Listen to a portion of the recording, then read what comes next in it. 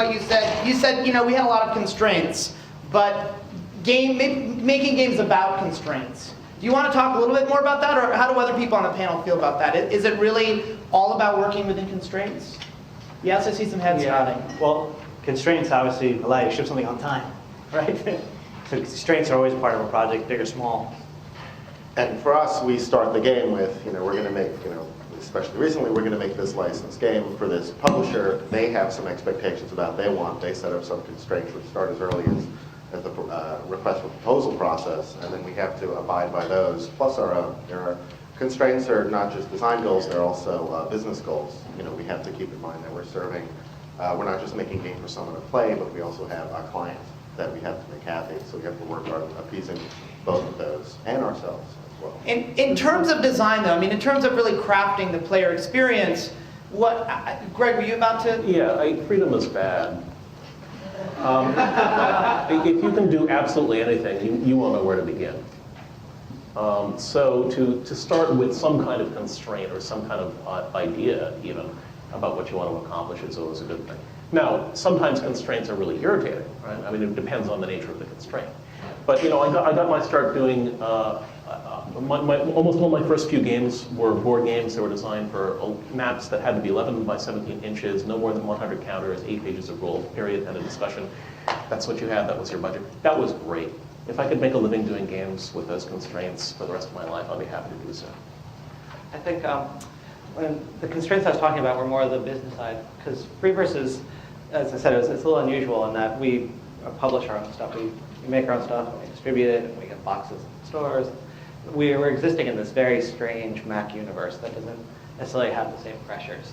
Also probably not the same level of budget and income. But I guess my point there was that the constraints are, look, you're absolutely right. Freedom is very bad in terms of getting a finished product. But the constraints you want are the sort of the good ones you impose on yourself. And we sort of have in our office, we have a lot of different jargon that's developed over the years. And one of them is the concept of the Elven Archer, which any game is better if you add an Elven Archer to it. And so, we're making a backgammon game, and that's what you have to watch out for. But, I think it's interesting to look at the game that Frank presented, the final game, Frank D, I should say, not Frank L, Frank Lance in the middle. That, are the other four of you wishing that you were working on these larger titles? One of the things about making games in New York City means that you're probably not working on a AAA multi-million-dollar budget. It's possible, and some of us have, but most of us aren't. Do you pine for having I don't know whether there are more freedoms or more constraints of a larger title, or are all of you happy exploring the corners of game design that you are? But if you were working on a major, $20 million, huge budget title for some EA sweatshop in California, you'd be one of a team of 300 people, and your specific job would be, building better road textures or something. You would have no freedom. All right. In terms of what you do on a day-to-day basis, Yeah. Frank, I know you've written a lot about game design. Do you have anything to add to? Which discussion? this Frank? Yes, Frank Lance. Yes. I'd love to. I would love to work on a big Xbox 360 game. You know what I mean? Like I like variety. I'm not happy. I'm seldom happy at all.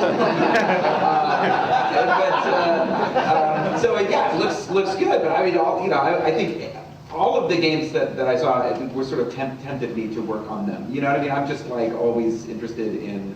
I'm not really happy exploring a small corner. I'm always interested in. I didn't mean that in the pejorative sense. No. I mean, I think I'm always interested in these other things. I'm particularly interested in exploring new kinds of gameplay. Area Code is really focused on what are new forms of gameplay that are made possible by emerging technologies. That's one of our big kind of passions. But there's a lot of, and in terms of constraints, I agree with the general consensus is that they're good. Even sometimes arbitrary constraints are really a good design tool. Let me ask another question of the group. Well, go ahead. Yeah, so I think interesting thing there is that bigger or small, the main thing is actually getting an audience, getting people that want to play it. So it's it's a stressful job if it's a small job, 10 people, and it's a stressful job if it's 100 people. But they're both equally as challenging to find players that really want to play your game. And so the budget doesn't even matter. It's really finding your core audience and going after it.